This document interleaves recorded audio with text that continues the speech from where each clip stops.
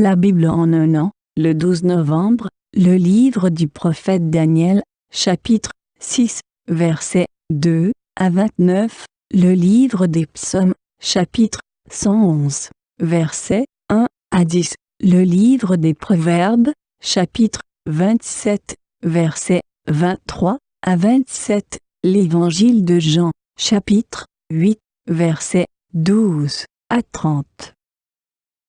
Daniel, chapitre 6. Il mit à leur tête 3 chefs, au nombre desquels était Daniel, afin que ses satrapes leur rendissent compte, et que le roi ne souffrit aucun dommage. Daniel surpassait les chefs et les satrapes, parce qu'il y avait en lui un esprit supérieur, et le roi pensait à l'établir sur tout le royaume. Alors les chefs et les satrapes cherchèrent une occasion d'accuser Daniel en ce qui concernait les affaires du royaume. Mais ils ne purent trouver aucune occasion, ni aucune chose à reprendre, parce qu'il était fidèle, et qu'on n'apercevait chez lui ni faute, ni rien de mauvais. Et ces hommes dirent, « Nous ne trouverons aucune occasion contre ce Daniel, à moins que nous n'en trouvions une dans la loi de son Dieu. » Puis ses chefs et ses satrapes se rendirent tumultueusement auprès du roi, et lui parlèrent ainsi, « Roi Darius, vis éternellement !» Tous les chefs du royaume, les intendants, les satrapes, les conseillers et les gouverneurs sont d'avis qu'il soit publié un édit royal avec une défense sévère, portant que quiconque, dans l'espace de 30 jours, adressera des prières à quelque dieu ou à quelque homme, excepté à toi, ô roi, sera jeté dans la fosse aux lions. Maintenant, ô roi, confirme la défense et écris le décret, afin qu'il soit irrévocable, selon la loi des Mèdes et des Perses, qui est immuable. Là-dessus, le roi Darius écrivit le décret et la défense. Lorsque Daniel sut que le décret était écrit, il se retira dans sa maison, où les fenêtres de la chambre supérieure étaient ouvertes dans la direction de Jérusalem. Et 3 fois le jour il se mettait à genoux, il priait, et il louait son Dieu, comme il le faisait auparavant. Alors ces hommes entrèrent tumultueusement, et ils trouvèrent Daniel qui priait et invoquait son Dieu. Puis ils se présentèrent devant le roi, et lui dirent au sujet de la défense royale, « N'as-tu pas écrit une défense portant que quiconque dans l'espace de 30 jours adresserait des prières à quelque dieu ou à quelque homme, excepté à toi, ô roi, serait jeté dans la fosse aux lions ?» Le roi répondit, « La chose est certaine, selon la loi des Mèdes et des Perses, qui est immuable. » Ils prirent de nouveau la parole et dirent au roi, « Daniel, l'un des captifs de Juda, n'a tenu aucun compte de toi, ô roi, ni de la défense que tu as écrite, et il fait sa prière 3 fois le jour. » Le roi fut très affligé quand il entendit cela. Il prit à cœur de délivrer Daniel, et jusqu'au coucher du soleil il s'efforça de le sauver. Mais ces hommes insistèrent auprès du roi, et lui dirent, « Sache, ô roi, que la loi des Mèdes et des Perses exige que toute défense ou tout décret confirmé par le roi soit irrévocable. » Alors le roi donna l'ordre qu'on amena Daniel, et qu'on le jeta dans la fosse aux lions. Le roi prit la parole et dit à Daniel, « Puisse ton Dieu, que tu sers avec persévérance, te délivrer. » On apporta une pierre, et on la mit sur l'ouverture de la fosse.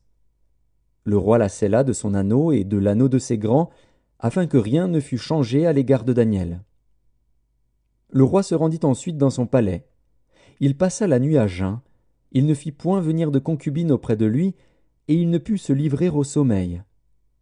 Le roi se leva au point du jour, avec l'aurore, et il alla précipitamment à la fosse aux lions. En s'approchant de la fosse, il appela Daniel d'une voix triste.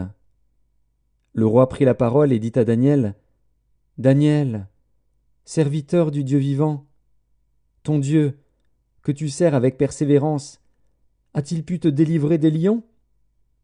Et Daniel dit au roi, « Roi, vis éternellement! Mon Dieu a envoyé son ange et fermé la gueule des lions, qui ne m'ont fait aucun mal, parce que j'ai été trouvé innocent devant lui. Et devant toi non plus, ô roi, je n'ai rien fait de mauvais. » Alors le roi fut très joyeux, et il ordonna qu'on fît sortir Daniel de la fosse. Daniel fut retiré de la fosse, et on ne trouva sur lui aucune blessure, parce qu'il avait eu confiance en son Dieu. Le roi ordonna que ces hommes qui avaient accusé Daniel fussent amenés et jeter dans la fosse aux lions, eux, leurs enfants et leurs femmes. Et avant qu'ils fussent parvenus au fond de la fosse, les lions les saisirent et brisèrent tous leurs os. Après cela, le roi Darius écrivit à tous les peuples, à toutes les nations, aux hommes de toute langue, qui habitaient sur toute la terre, que la paix vous soit donnée avec abondance. J'ordonne que, dans toute l'étendue de mon royaume, on ait de la crainte et de la frayeur pour le Dieu de Daniel, car il est le Dieu vivant, et il subsiste éternellement, son royaume ne sera jamais détruit, et sa domination durera jusqu'à la fin. C'est lui qui délivre et qui sauve, qui opère des signes et des prodiges dans les cieux et sur la terre. C'est lui qui a délivré Daniel de la puissance des lions. Daniel prospéra sous le règne de Darius et sous le règne de Cyrus, le Perse. Psaume 111. Louez l'Éternel.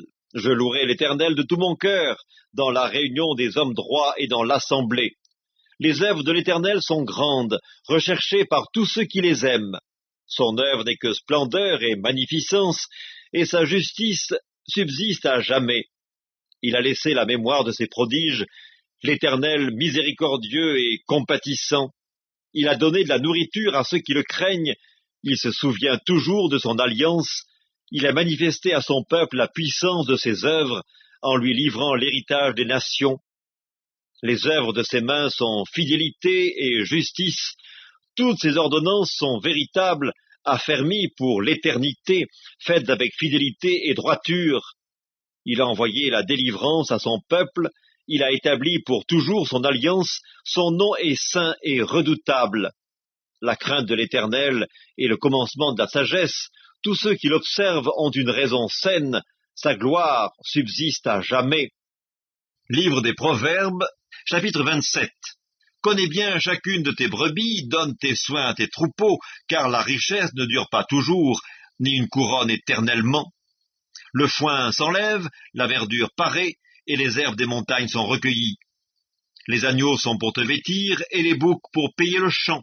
Le lait des chèvres suffit à ta nourriture, à celle de ta maison, et à l'entretien de tes servantes. Évangile de Jean, chapitre 8. Jésus leur parla de nouveau, et dit, « Je suis la lumière du monde.